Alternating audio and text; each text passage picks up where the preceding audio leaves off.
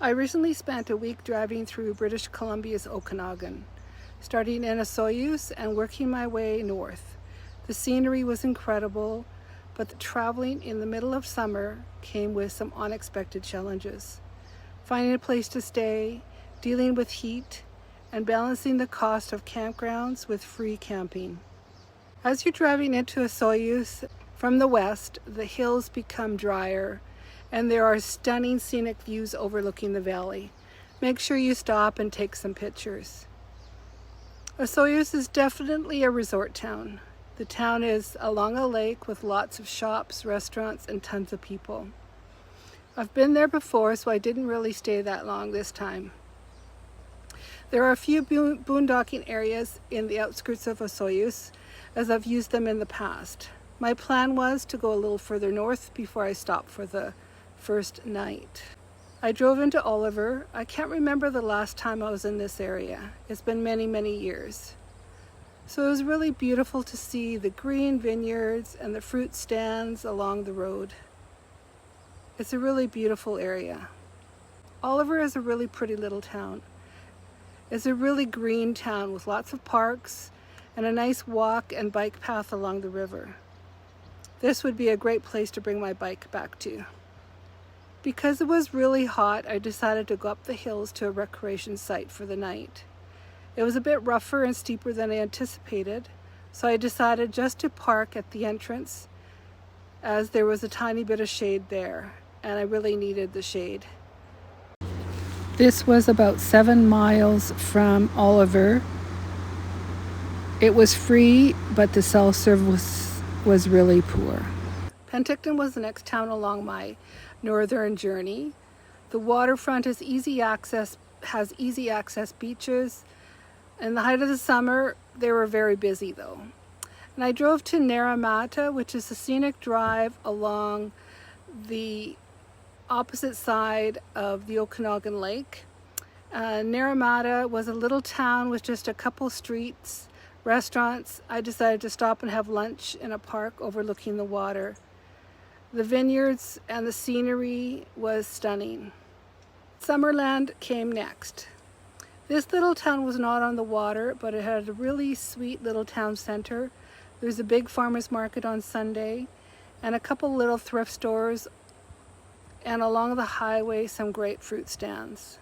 It was a nice stop. Peachland was next on my list. I really loved Peachland. A friend had recommended that I spend a little more time here. It has a lovely walk, lots of swimming spots along the lake.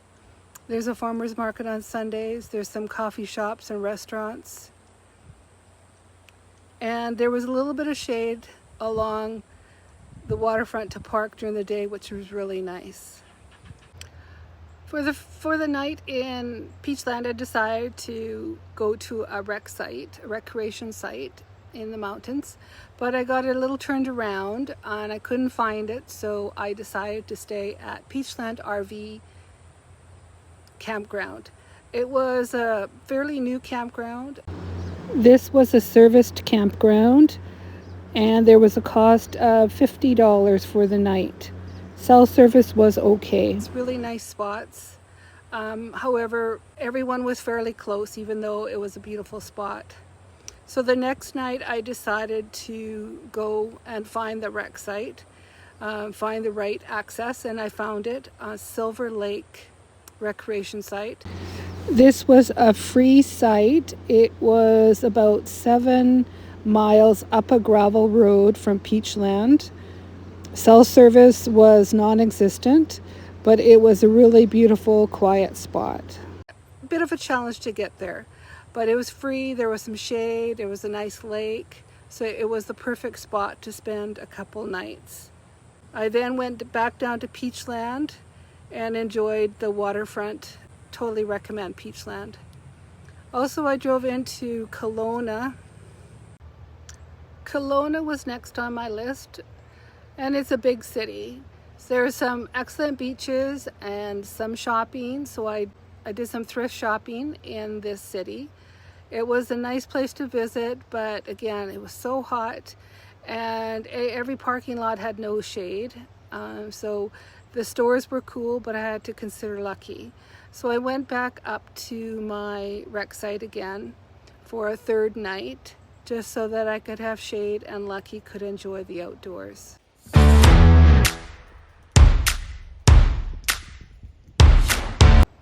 The next day I drove on to Vernon. Vernon was another big city. I did spend some time at the Kelowna Lake. It's a stunning, beautiful lake. There are really good viewpoints along the highway.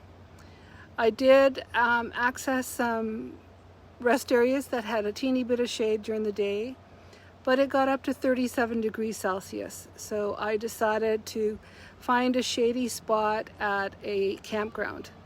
So I stayed at Dutch's campground. This was a paid campground. It was $42. It was very tight. People were really close by each other. However, there was some shade and an outdoor spot for Lucky, so it worked for one night. One thing I wasn't prepared for was just how hot it was. It was in the 30s, 90s degrees Fahrenheit during the day. I am okay with heat, but I have Lucky to consider. So during the day, being in the van wasn't comfortable without air circulation and shade. I used iOverlander to find my spots, but most easily accessible ones were in full sun.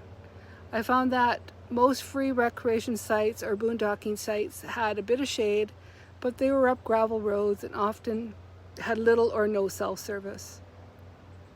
On the other hand, RV parks had some shady spots, hookups, that make the heat more manageable if you have air conditioning, but I don't. So they are pricey and fully booked usually at this time of year as well.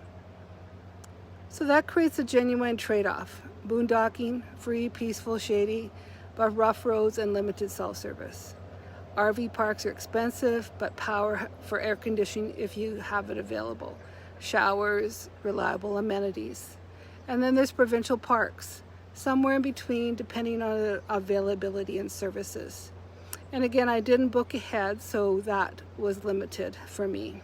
I share more information on my RV parking versus boondocking in a previous video. I'll link it at the end. If I did this trip again, I'd probably mix it up.